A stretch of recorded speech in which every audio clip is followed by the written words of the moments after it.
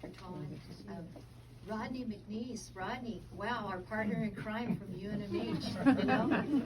Thanks for all your hard work. I know that you and Katrina and Margarita have been working behind the scenes, but I was just wondering if the staff from UNMH can please stand and be acknowledged.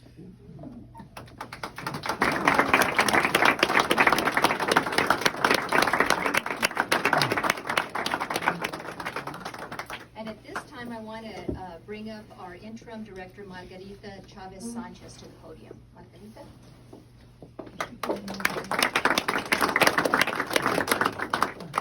Good morning, everyone. This is a very proud day. It's a very proud day for the Department of Behavioral Health. It signifies work for. I don't want to look at Katrina because that's what's killing you. It signifies the work over the last 4 or 5 years. Many hours working with our committee members, many hours working with our partners. This is a really big lift, and we're really excited to be here today. As was mentioned, it's not as easy as snapping your fingers and making it happen. There are countless hours at the legislature to work to amend laws, countless hours working on analyzing budget, leveraging other funding sources, renovations, right? We had to do renovations on our campus, and I want to recognize Studio Southwest and county facilities who's really stepped up and helped us to make this a reality and make it fit the needs in the community. So thank you to all of you here. We're excited to cut the ribbon, literally, not figuratively, but literally, cut the ribbon to the Crisis Triage Center. We are excited to provide crisis stabilization in the community. We can't wait to start seeing the difference. And this Crisis Triage Center, as Dr. Tolan mentioned, will really make a difference in that crisis continuum. I want to talk to you briefly about the process and how this really will address that gap. So right now, an individual in the community who experiences a mental health crisis traditionally either calls 911 or themselves or their family takes them to an ED, right? We all know somebody who's experienced that process. But they go to the ED, and more often than not, they don't meet eligibility for inpatient services. So that client is discharged, they go home, and then there's a gap between the time they can get to outpatient services. This addresses that gap.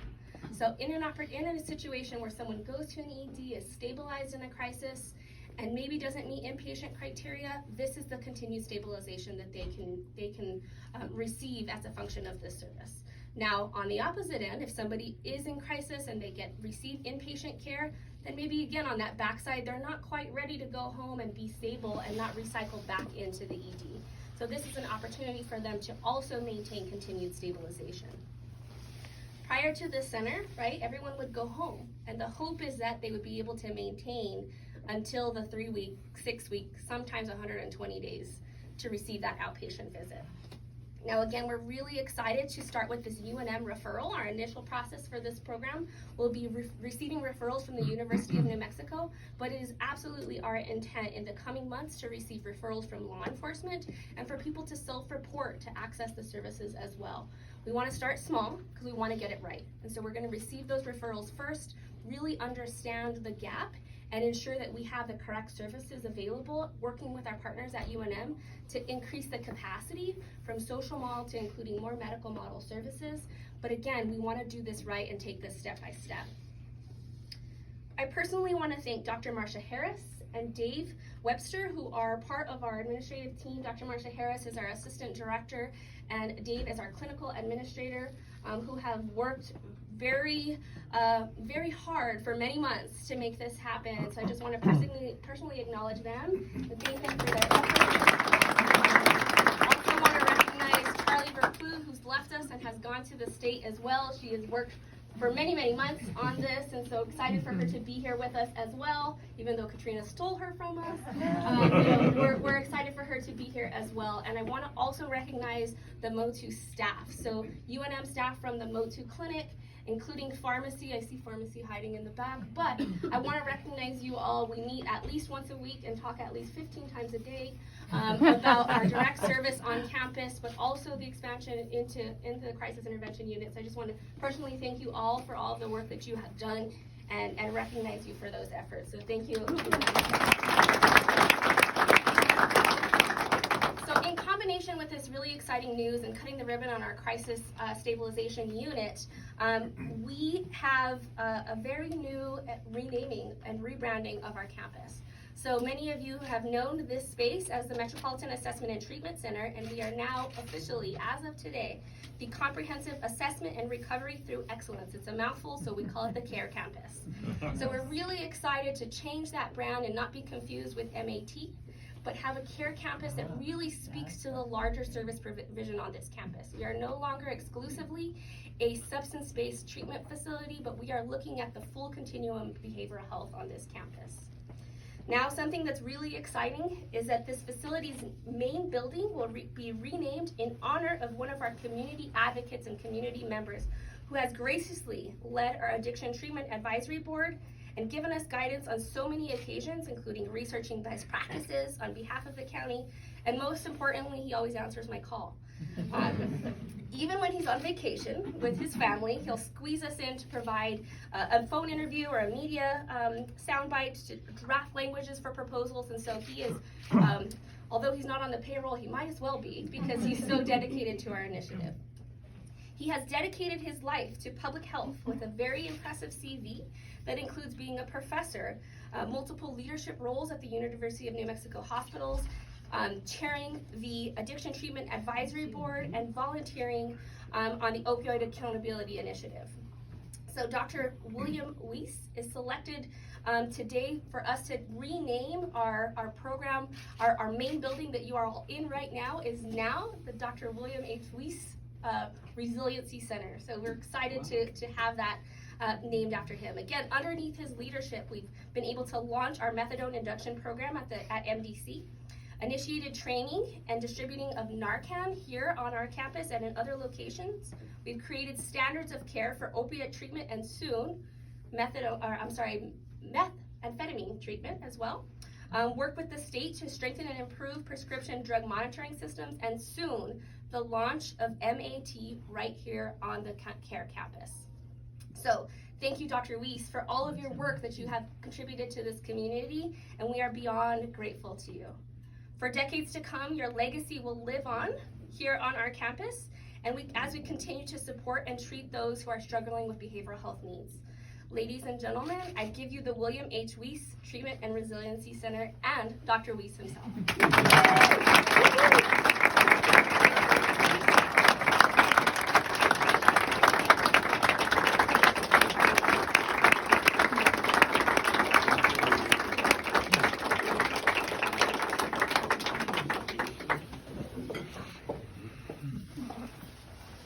This is indeed, and obviously, a huge honor for me. I'm able to be here with Janice Lee, my wife, Michael, Margaret, his wife, Andrew. And Bob. Andrew. So thank you for coming. I just got back last evening from a brief visit to Janice Lee's family in Los Angeles. We stayed there for a few nights, and in the early morning, a couple days ago, we were sharing some early morning coffee, and he turned to me and he said, Bill, what's all of this? I've never known somebody to be named after a building. He said, well, it's not quite how I understand it, but I'll look into it. So this is indeed an honor. Commissioners, thank you so much for your not only support for this, but for your continuing embracing of the reality of the needs for this, and working the many steps, very hard travel, because it represents also not only a set of decisions, but this really represents a drawing of a cultural shift of attitude and an embrasure by the community in terms of the financing, and hopefully ultimately the abandonment of the stigmas that take place in this field. So this is a step along what I hope is a continuum of change. Certainly it honors me, and I appreciate that recognition. But it would be totally derelict, if not imprisonable, to acknowledge that whatever I have done has come on the shoulders and with the help and support of many people who are involved in this effort, people some of whom have been working careers in this effort in contributing, others among whom are genuine experts, scientists, care providers, who have guided me, taught me. While I've done many things over many years, moving seriously into the areas of behavioral health, and in my case more specifically in the area of substance abuse, is relatively new in my career. So I've always had a lot to learn, and there are many people on whom I have depended and who have guided me with their expertise and time. And our Addiction Advisory Board, I'm blessed to have genuine experts. I'm cursed that they are all unbelievably busy people, but they've given to this as well as juggling their other responsibilities.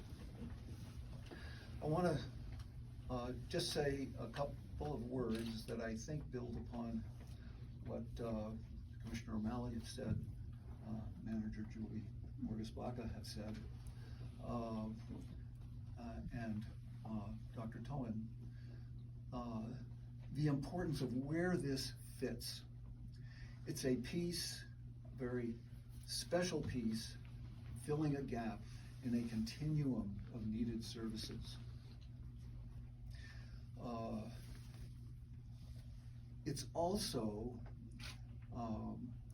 a piece in a much broader system of care. There's the continuum of behavioral health services, which has various dimensions of its own.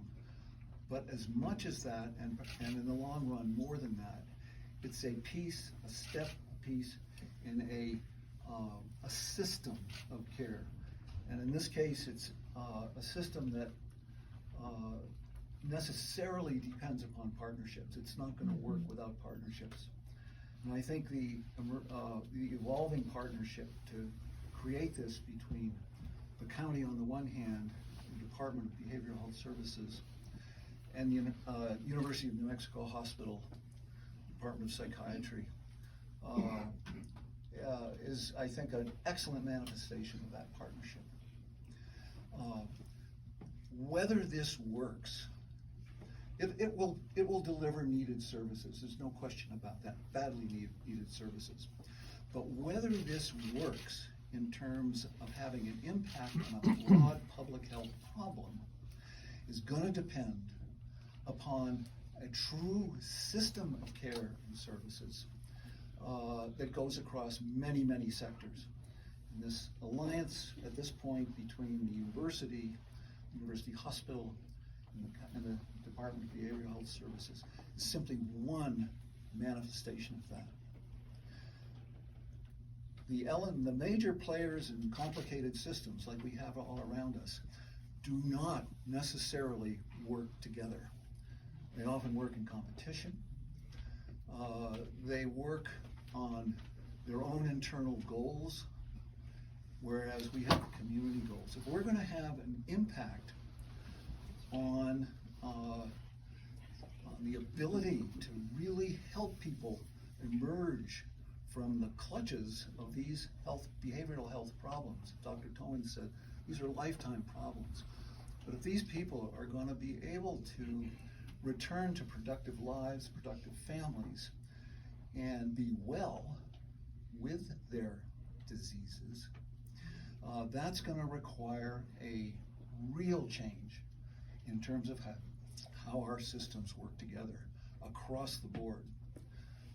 My judgment is, as many as the people that this facility, this tangible manifestation today of this structure, as many as those people will be helped, the overall problem that we're facing will not advance.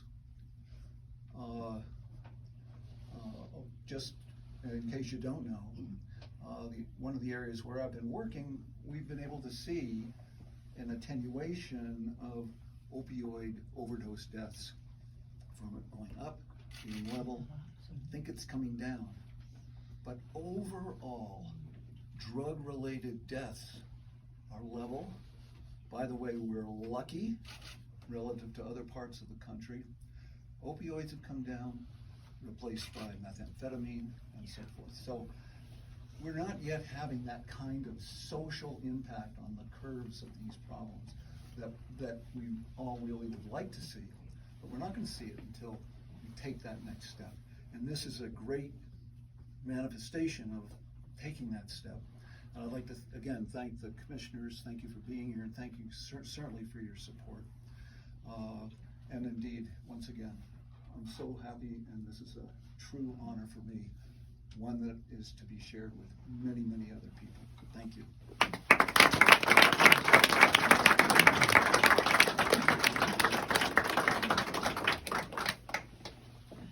Thank you, Margarita, for your words, and thank you again, Dr.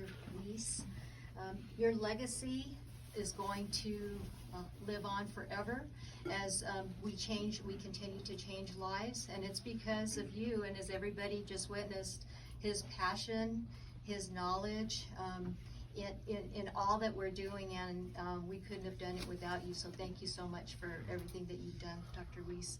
So again, thank you all for being here today. Members of the media, thank you for covering this announcement, and we will be available to answer questions and provide interviews following our infamous ribbon cutting. So Margarita is going to do a guided walkthrough of the center, but at this time we're going to go ahead and meet over here to my right. And again, I just want to thank you all for being here and your willingness to step up and to change lives. So thank you so much, and you all have a good day.